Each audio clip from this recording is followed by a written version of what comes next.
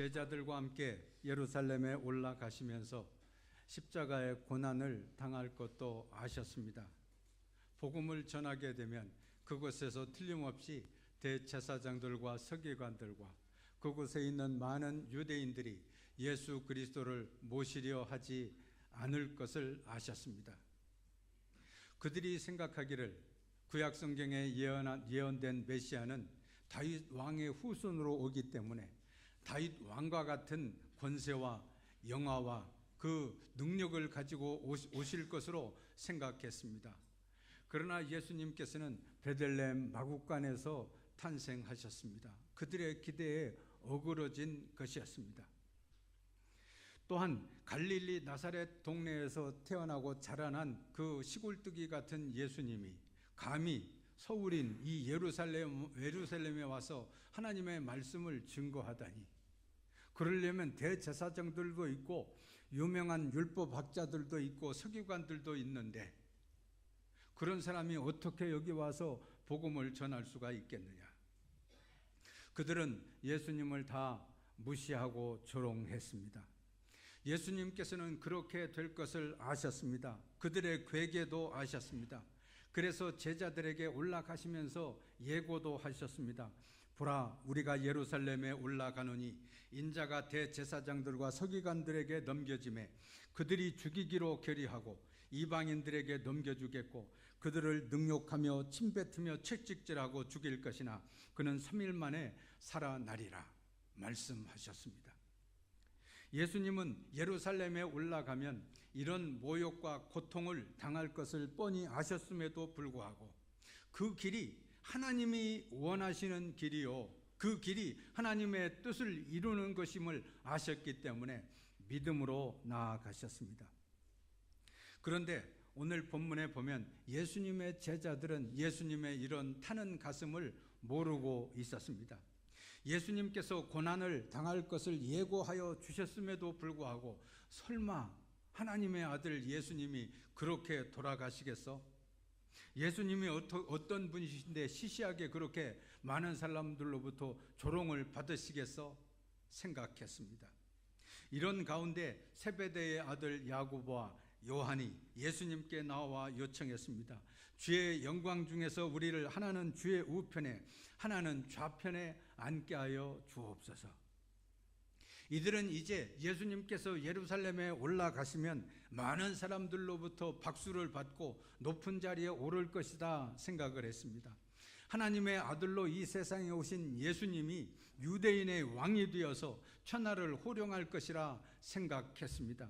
그래서 이들은 미리 선수를 치려고 했습니다.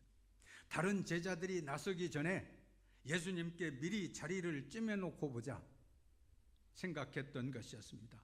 아주 머리가 빨리 돌아가고 약삭빠른 사람들입니다. 이에 대해 예수님께서는 말씀하셨습니다. 너희는 너희가 구하는 것을 알지 못하는도다. 내가 마시려는 잔을 너희가 마실 수 있느냐 말씀하셨습니다.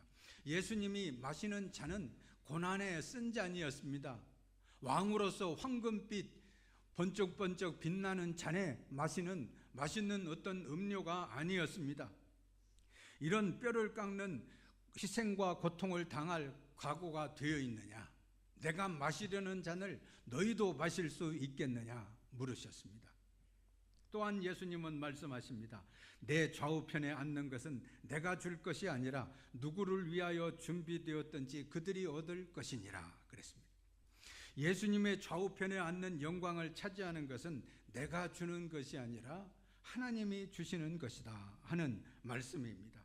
그 자리를 누가 차지하게 될는지 나도 모른다. 그것은 하나님께서 하시는 일이니 하나님께서 하실 것이라. 너희는 그것에 너무 많은 신경을 쓰지 말라.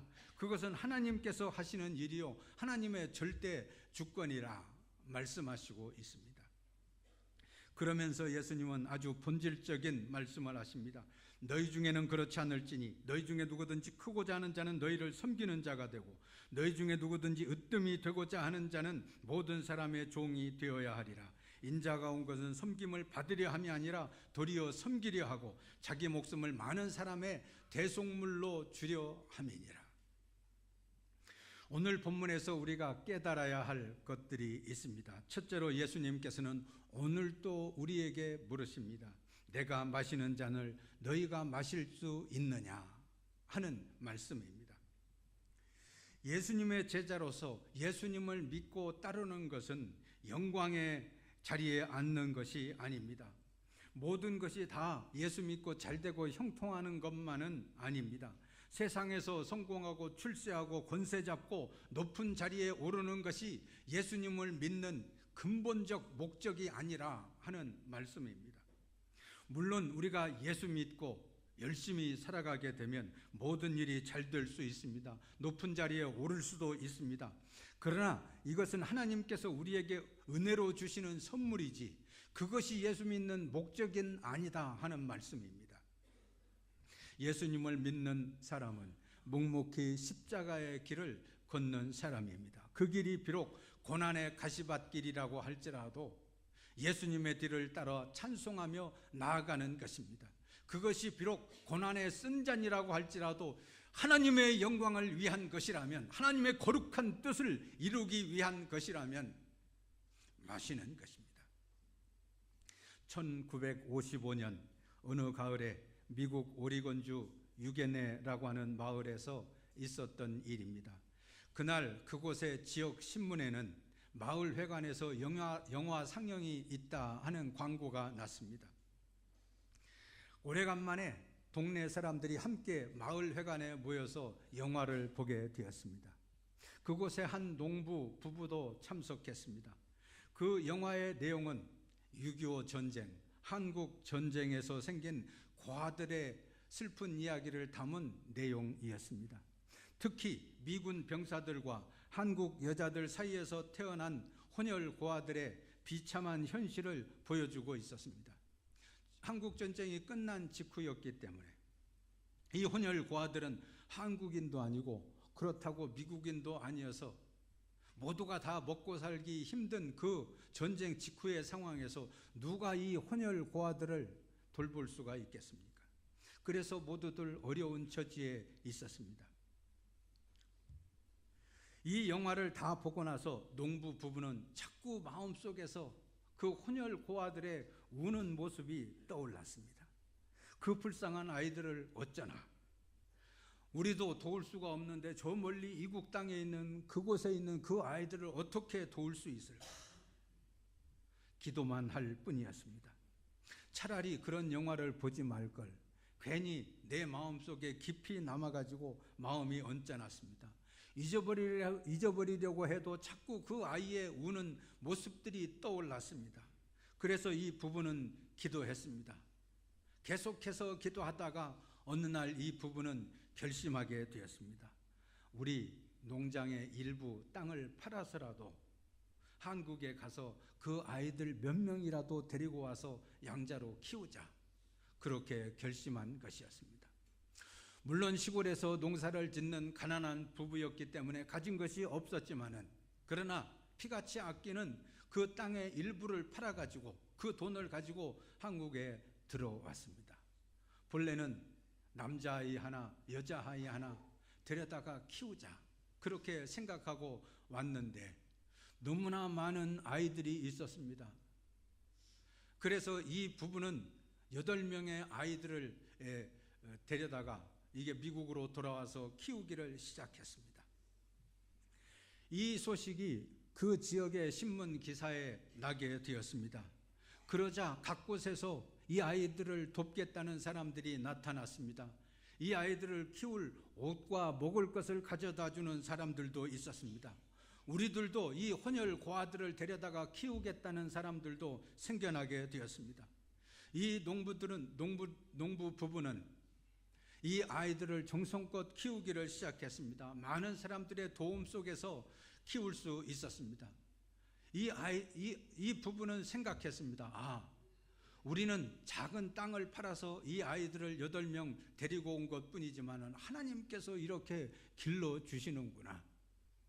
우리가 더 이상 많은 고통을 당하지 않아도 이곳저곳에서 하나님께서 그의 천사들을 보내셔서 도와주시는구나 깨닫게 되었습니다.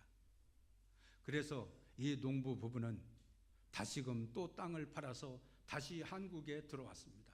많은 혼혈 고아들을 데려다가 키우기를 시작했고, 나도 키우겠다는 사람들에게 그 고아 아이들을 입양해 주기도 했습니다. 이들 부부는 그 이후에 한국에서 16,000명의 전쟁 고아들을 미국으로 데려다가 키웠습니다. 이 농부가 바로 홀트 아동 복지회의 해리 홀트라고 하는 농부 부부입니다. 이름 없는 시골 한 농부의 헌신이 갈 곳 없이 떠돌던 많은 고아들을 따뜻한 가정의 품으로 인도할 수 있었습니다. 이것은 해리 홀트 씨가 자기의 성공과 출세를 위해서 한 일이 아니었습니다. 내가 장차 유명한 사회복지기관을 만들어서 업적을 세우자, 그렇게 계획한 것도 아니었습니다. 자기의 땅 일부를 팔아서 전쟁 고아들을 데려다가 키운 헌신이 맺은 소중한 열매일 뿐입니다. 우리들도 이들처럼 어려운 결단을 할 수 있겠습니까? 내가 마시는 잔을 너희가 마실 수 있느냐 하시는 예수님의 질문에 여러분은 어떻게 응답하실 수 있겠습니까? 둘째로, 예수님의 좌우편에 앉는 것은 하나님께서 하시는 일입니다. 하나님께서 주시는 것입니다. 내가 예수님께 기도해서 노력해서 얻은 결과물이 아닙니다. 하나님께서 하시는 일입니다. 그러니 우리는 그 영광의 자리는 하나님께 맡기고 내게 주어진 일을 잘하면 되는 줄로 믿습니다. 요즘 우리나라의 지방 선거일이 다가오고 있습니다. 여기저기에 많은 현수막들이 걸려 있습니다. 나는 이런 사람입니다. 나를 뽑아주면 이런 일을 하겠습니다. 그러면서 자기 선전하기에 바쁩니다. 정치인들은 자기들이 나서서 시장이나 도지사가 되는 것이지만은 신앙생활의 직분은 그렇게 하는 것이 아닙니다. 하나님께서 주시는 대로 하는 것입니다. 내가 이 교회 목사하겠습니다. 나를 뽑아주십시오. 그래서 그 직분을 맡는 자리가 아닙니다. 하나님께서 허락하셔야 맡는 직분이요, 하나님께서 허락해 주셔야 감당할 수 있는 사명입니다. 그러니 우리들은 언제나 높은 자리만을 바라는 어리석은 자가 되어서는 안 될 것이요, 하나님께서 내게 어떤 직분과 어떤 사명을 맡겨주셨든지 아멘 하면서 순종하며 나아가야 할 것입니다. 하나님께서 주시는 자리요, 하나님께서 허락하신 은혜이기 때문에 하나님께서 내게 주신 믿음의 분량대로 봉사하고 헌신하면 되는 것입니다. 그러므로 셋째로, 우리는 다만 섬기는 자가 되어야 합니다. 오늘 본문 45절을 보십시오. 인자가 온 것은 섬김을 받으려 함이 아니라 도리어 섬기려 하고 자기 목숨을 많은 사람의 대속물로 주려 함이니라. 예수님은 섬기는 자로 이 세상에 오셨습니다. 자기 목숨까지도 아낌없이 바치셨습니다. 이것이 헌신입니다. 자기의 몸까지 드린 것입니다. 우리는 교회에서 헌신이라고 하는 말을 많이 사용합니다. 주를 위해 헌신한다, 내 몸과 마음을 다 주님께 드린다, 이렇게 말을 합니다. 그렇습니다. 헌신이란 자기의 이해 득실에 상관없이 있는 힘을 다해 주어진 일에 몸을 바치는 것입니다. 예수님께서 헌신자로 사셨기 때문에 그 뒤를 따르는 우리도 섬기고 헌신하면서 살아가야 합니다. 복음서 중에 누가복음이 있습니다. 누가라고 하는 사람이 쓴 복음서입니다. 이 누가는 그의 본래 직업이 의사였습니다. 그는 사도 바울의 훌륭한 동역자이기도 했습니다. 바울 사도에게는 우리가 아는 대로 그의 몸을 가시같이 쿡쿡 찌르는 질병이 있었습니다. 그래서 이 병을 고쳐달라고 하나님께 많이 기도도 했습니다. 그런데 하나님께서는 바울 사도에게 내 은혜가 내게 족하도다 그러시면서 그의 병을 고쳐주시지 않았습니다. 그 아픈 몸을 안고 바울 사도는 계속해서 주의 복음을 증거했습니다. 그러나 성경에 보면 그때마다 이 바울 사도의 아픈 몸을 돌보아주는 사람이 있었습니다. 누가였습니다. 이 사실은 디모데후서 4장 10절 11절에 보면 알 수 있습니다. 바울 사도는 말했습니다. 데마는 이 세상을 사랑하여 나를 버리고 데살로니가로 갔고, 그레스게는 갈라디아로, 디도는 달마디아로 갔고, 누가만 나와 함께 있느니라. 이렇게 말씀하고 있습니다. 바울 사도 주위에 있던 사람들이 이런저런 핑계를 대면서 다들 떠나갔습니다.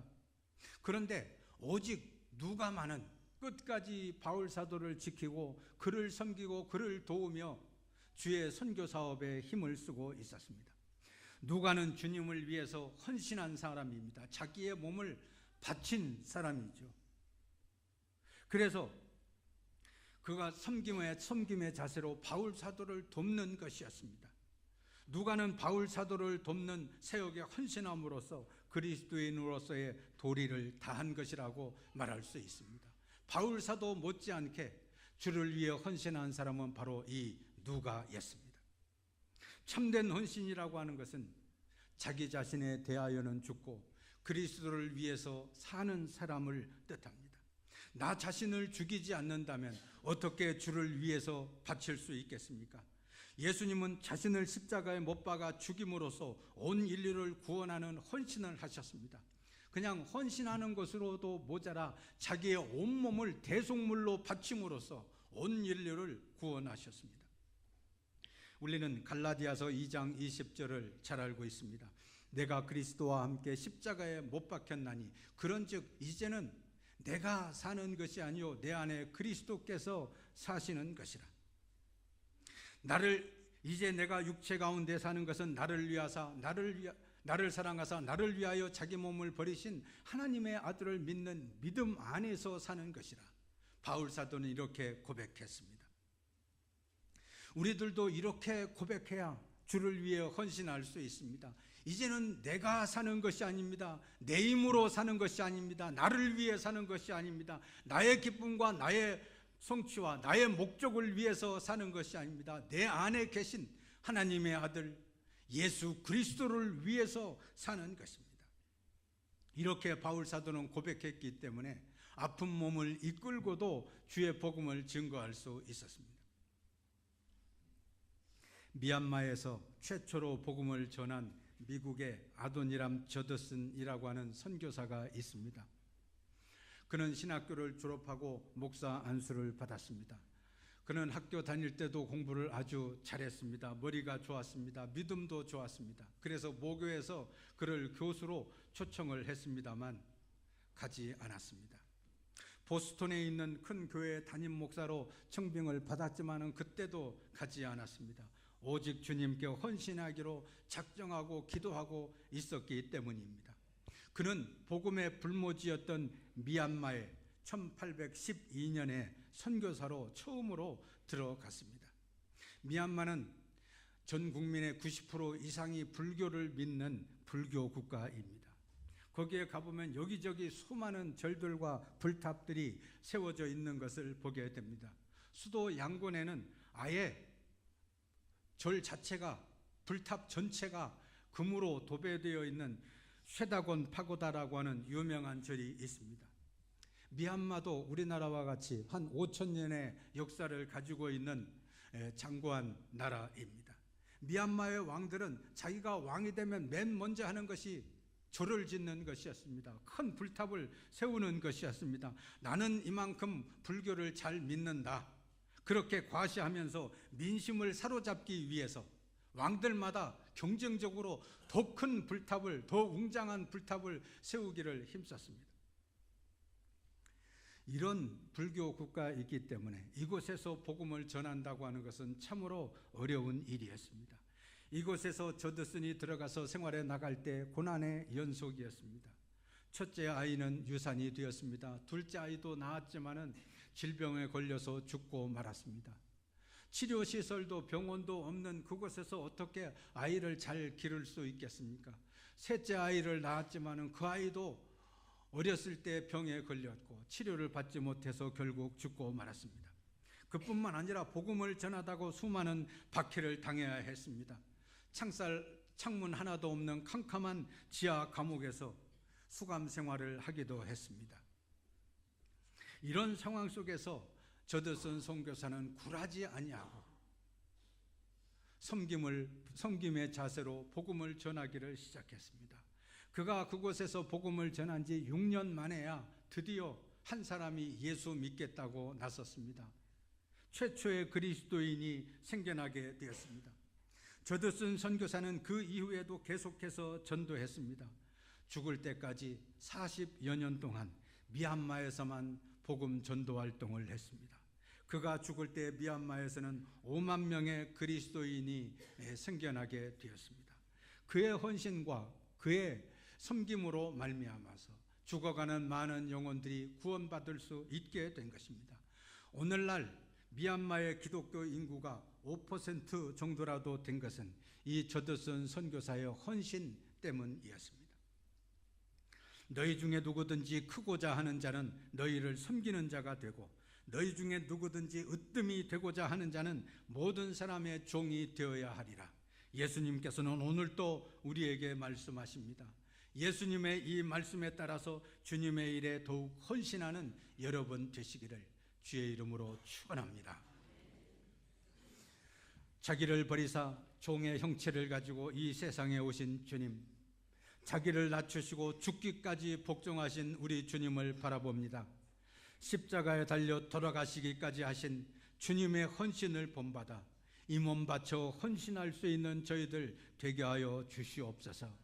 세베대의 아들 야고보와 요한처럼 영광만을 탐하는 어리석음에 빠지지 않게 하여 주시옵소서. 세상 헛된 욕망과 죄악에 사로잡히지 않게 하여 주시옵소서. 오직 주님의 영광을 위하여 헌신할 수 있는 저희들 되게 하여 주시옵소서. 예수 그리스도의 이름으로 기도하옵나이다. 아멘.